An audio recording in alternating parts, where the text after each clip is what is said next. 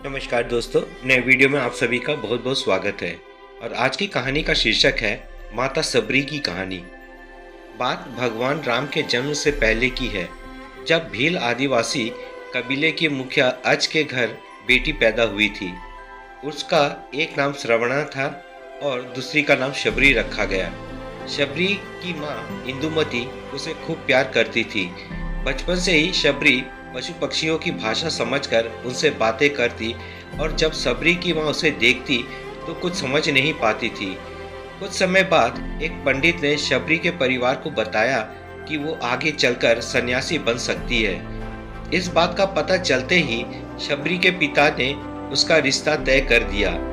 जैसे ही शादी का दिन नजदीक आया, शबरी के घर वालों ने खूब सारी बकरियां और अन्य जानवर घर के पास लाकर बांध दिए।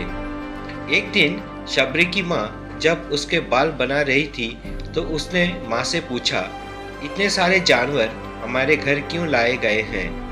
माँ ने जवाब दिया, बेटी तुम्हारा विवाह होने वाला है, इसलिए हम लोगों ने इनका इंतजाम बलि के लिए किया है। तुम्हारी शादी के दिन ही बलि प्रथा होगी और फिर इनसे स्वादिष्ट भोजन बनाकर सबको परोसा जाएगा। ये बात सुनकर शबरी दुखी हो गई। काफी देर तक शबरी ने उन जानवरों को आजाद करने के बारे में सोचा। सोचते सोचते शबरी के मन में हुआ कि अगर ये जानवर यहाँ नहीं होंगे तो इनकी बलि रुक सकती है। ऐसा नहीं हुआ तो मेरे घर से कहीं चले जाने पर ही ये बलि रुकेगी। जब मैं ही नहीं रुकूंगी तब ना विवाह होगा ना ही बलि प्रथा। इससे मासूम जानवर बच जाएंगे। यह सोच के साथ जानवरों को रखी गई जगह पर सबरी पहुंची। उसने सोचा कि उन्हें खोल देती हूँ, लेकिन वो ऐसा नहीं कर पाई। उसके बाद शबरी जंगल की तरफ भागने लगी। भागते भागते शबरी ऋषिमुख पर्वत पहुंच गई। वहां करीब 10,000 ऋषि रहा करते थे। शबरी को लगा कि वे भी इसी जंगल में किसी तरह ऋषि मुनियों की सेवा करके अपना जीवन जी लेगी। वो चुपचाप उसी जंगल में एक हिस्से में किसी तरह से रहने लगी। शबरी रोजाना ऋषि मुनियों की झोपड़े के आगे झाड़ू लगाती और हवन के लिए लकड़ियां भी लाकर रख देती। ऋषि मुनियों को समझ में नहीं आ रहा था कि जंगल में उनके काम अपने आप कैसे हो रहे हैं। एक दिन शबरी को किसी ऋषि ने देख लिया। उसे देखते ही उसका परिचय पूछा। जैसे ही शबरी ने बताया कि वो भील आदिवासी परिवार से संबंध रखती है तो उसे ऋषियों ने खूब डांट लगाई। शबरी को इस बात का बिल्कुल भी पता नहीं था कि उसकी जाति छोटी है और उसे ऋषियों द्वारा जाति की वजह अपमान सहन करना पड़ेगा। इतना सब होने के बाद भी सबरी हर ऋषि मुनि के दरवाजे पहुंचती और उनके आंगन में झाड़ू लगाकर उसे गुरु दीक्षा देने के लिए कहती। हर कोई सबरी को उसकी जाति की वजह से अपने आश्रम से भगा देता था। ऐसा होते होते काफी समय बीत गया। उसके बाद सबरी मतंग ऋषि की कुटिया में पहुंची। वहां पहुंचकर मतंग ऋषि को सबरी ने बताया कि उनसे गुरु दीक्षा लेना चाहती है। उन्होंने खुशी खुशी उसे अपने गुरुकुल में रहने दिया और भगवान से जुड़ा ज्ञान देते रहे। सबरी ने भी अपने गुरु मतंग ऋषि की सेवा करने में कोई कसर नहीं छोड़ी। वो गुरुकुल के भी सारे काम करती थी। सबरी से खुश होकर मतंग ऋषि ने उसे बेटी मान लिया था। समय के साथ मतंग ऋषि का शरीर बूढ़ा हो गया। उन्होंने एक दिन सबरी को अपने पास बुलाया और कहा, बेटी मैं अपना देह त्यागना चाह रहा हूँ। बहुत साल हो गए इस शरीर में रहते रहते। सबरी ने दुखी मन से कहा, आपके ही सहारे में इस जंगल में रह पाई हूँ। आप ही चले जाएंगे तो मैं जीकर क्या करूँगी?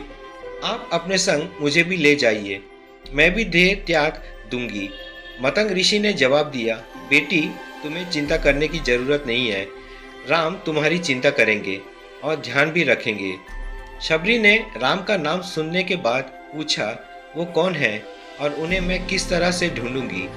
मतंग ऋषि ने बताया, राम कोई और नहीं भगवान है। वो तुम्हें सारे अच्छे कर्मों का फल देंगे।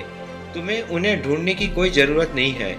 वो एक दिन खुद तुम्हें खोजते हुए इस कुटिया में आएंगे और तुम्हें उनके हाथों ही मोक्ष मिलेगा। तब तक तुम इसी आश्रम में रहो। इतना कहते हुए मतंग ऋषि ने अपना शरीर त्याग दिया। सबरी के मन में मतंग ऋषि के जाने के बाद से एक ही बात थी कि भगवान राम स्वयं उससे मिलने आएंगे। वो रोज भगवान राम से मिलने के लिए बाग से अच्छे अच्छे फूल लाकर पूरा आश्रम सजाती और भगवान के लिए बेर तोड़कर लाती। भगवान के लिए बेर चुनते हुए सबरी उन्हें चख लेती थी ताकि भगवान वो सिर्फ मीठे बेर ही दे। रोजाना सबरी इसी तरह भगवान दर्शन की आस में फूल और बेर इकट्ठा करती रहती थी। इसी तरह इंतजार में कई साल बीत गए। सबरी का शरीर एकदम वृद्ध हो गया। एक दिन आश्रम के पास के ही तालाब में सबरी पानी लेने गई। तभी पास के ही एक ऋषि ने उसे अछूत कहते हुए वहां से भागने के लिए कहा और एक पत्थर मार दिया। वो पत्थर जब सबरी को लगा तो उसे चोट लगी और खून बहने लगा। बहते हुए खून की एक बूंद उसी तालाब के पानी में गिर गई। तभी पूरा तालाब का पानी खून में बदल गया। ये सब होता देखकर ऋषि ने सबरी को ही डांटा और कहा कि पापिन, तुम्हारी वजह से पूरा पानी खराब हो गया। रोज ऋषि उस पानी को साफ करने के लिए अपनी कई तरह की विद्याओं का इस्तेमाल करते। कई सारे जतन करने के बाद भी कुछ नहीं हुआ। फिर उन्होंने गंगा जैसी कई पवित्र नदियों का जल भी उस तालाब में डाला। फिर भी तालाब का पानी साफ नहीं हो पाया और वो खून जैसा ही रहा।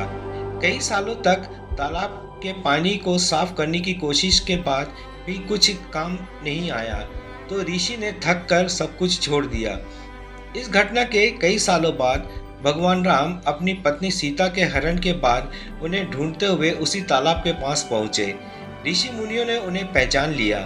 भगवान को वहां देखकर ऋषियों ने तालाब का पानी साफ करने के लिए भगवान को अपने पैर उसमें डालने के लिए कहा, लेकिन पानी जैसे का तैसा ही था। ऋषि मुनियों ने भगवान से भी कई अन्य जतन करवाए, लेकिन वो पानी जैसे का तैसा खून जैसा ही रहा। तब भगवान ने ऋषियों से पानी के रक्त में बदलने की कहानी पूछी। तब ऋषि ने सबरी को पत्थर मारने वाली सारी बात बता दी। उसके बाद कहा कि वो महिला ही अपवित्र है, छोटी जात की है, इसलिए ये सब हुआ है। उसी वक्त भगवान राम ने कहा, ये आप लोगों के खराब वचनों से हुआ है। सबरी को इस तरह के शब्द बोलकर आप लोगों ने उसे नहीं बल्कि मेरे दिल को घायल किया है।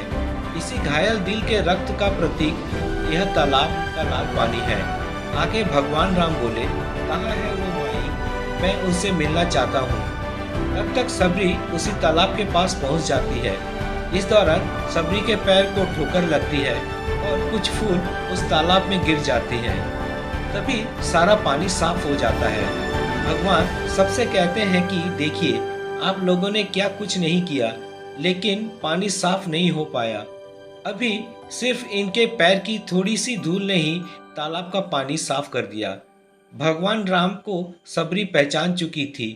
उन्हें प्रणाम करके सबरी ने कहा, भगवान आप मेरे साथ कुटिया में चलिए। भगवान भी खुशी खुशी सबरी के साथ चल पड़े। फूलों से सबरी ने भगवान राम का स्वागत किया। वे सीधे बेर तोड़ने के लिए भाग गई और चक चक कर उनके लिए बेर लेकर आई। उन्होंने बड़े ही प्यार से भगवान राम और उनके भाई लक्ष्मण को बेर दिए। भगवान राम ने भी उतने ही प्यार से उन बेर को खाना शुरू किया। तभी बेर देखकर मुंह बनाते हुए लक्ष्मण ने कहा, भैया ये बेर झूठे हैं, इन्हें आप कैसे खा सकते हैं? भगवान ने जवाब दिया, लक्ष्मण ये झूठे नहीं बल्कि बहुत मीठे हैं। सबरी माई हम सबके लिए ये बहुत प्यार से तोड़कर लाई है। इतना कहकर भगवान राम प्यार से उन बेर को खाने लगे। भगवान के जाते हुए सबरी माई ने कहा, आप मुझसे जो मांगे वो मांग सकती हैं। सबरी ने उन्हें कहा, मतंग ऋषि के कहने पर मैं आज तक सिर्फ आपके दर्शन के लिए ही जी रही थी। अब आप मुझे मोक्ष प्रदान कीजिए, मैं अपना शरीर आपके सामने ही त्यागूंगी। उसी वक्त सबरी ने अपना शरीर त्याग दिया। भगवान राम ने अपने हाथों से उनका अंतिम संस्कार किया और सीता माँ की खोज में आगे बढ़ गए। इस तरह से ऋषि मतंग की बात सच साबित हुई और सबरी को भगवान राम के दर्शन भी हुए। तभी से भगवान राम को सबरी के राम भी कहा जाने लगा। तो दोस्तों, ये थी आज की कहानी। अगर कहानी पसंद आए तो कमेंट्स, लाइक और शेयर जरूर कीजिएगा और चैनल में नए हो तो सब्सक्राइब जरूर कीजिएगा। तो मिलते हैं नए वीडियो में एक नई कहानी के साथ। चैनल में बने रहने के लिए बहुत बहुत धन्यवाद।